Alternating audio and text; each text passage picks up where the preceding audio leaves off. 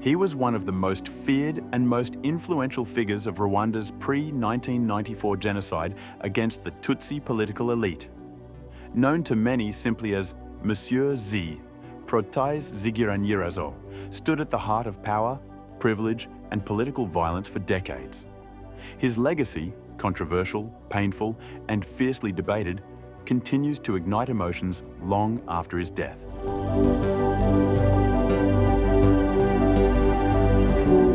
Protais Zigiranyirazo was born on February 2, 1938, in Gitiye commune of Gisenyi Prefecture in Rwanda's northwest.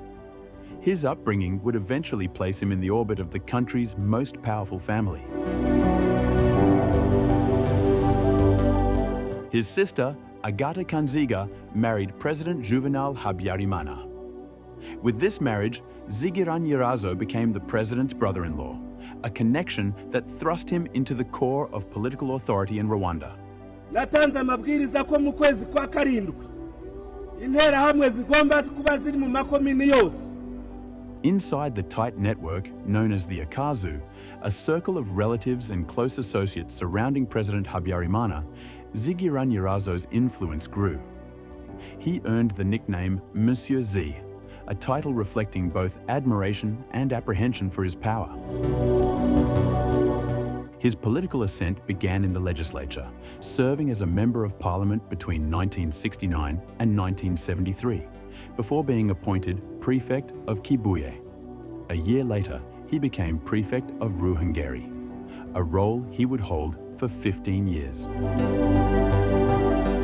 In Ruhengeri, Zigiranyirazo's authority was unmatched. He oversaw district administration, controlled security forces, and managed land allocation and local appointments. Under his leadership, political loyalty was rewarded and dissent was suppressed. His reach extended beyond governance.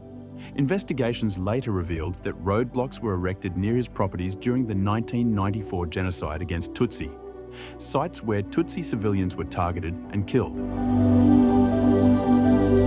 In 1989, he left politics and traveled to Canada to study at the Université du Québec à Montréal. But abroad, his past caught up with him. In 1993, a Canadian court convicted him for uttering death threats against 2 Tutsi refugees, men who accused him of helping plan ethnic massacres in Rwanda. The conviction led to his expulsion from both the university and Canada.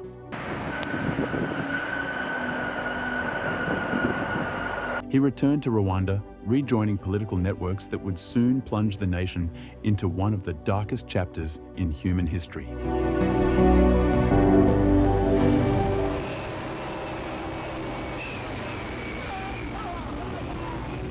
As the political climate grew more extreme, the partnership between Zigiranyirazo and his sister, First Lady Agata Kanziga, became central to the Akazu's operations.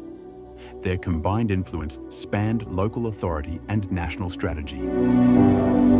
Across Gichiye, Busoro, and other sectors of Ruhengeri, Zigiranyirazo was linked to militia mobilization, intimidation of Tutsi communities, and systemic discrimination. Roadblocks under his influence became sites of mass violence during the genocide, with Interahamwe members acting with implicit approval from the Akazu's political shield. In 2003, Zigiranyirazo was arrested and brought before the International Criminal Tribunal for Rwanda. Prosecutors accused him of genocide and crimes against humanity. But the tribunal faced limitations. Its jurisdiction covered only the year 1994. Key events from the 1980s could not be considered. Witness testimony was inconsistent. Indirect orchestration through networks proved difficult to prosecute. In 2009, he was acquitted.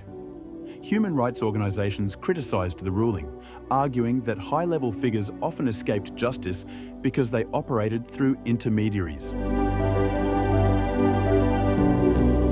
On August 3, 2025, at age 87, Protais Zigiranyirazo died in Niamey, Niger. The news reopened painful memories. His family sought to bury him in Orléans, France, a request initially approved. But on August 26th, Mayor Serge Grouard revoked the authorization, citing fears that the grave could become a rallying site for genocide supporters.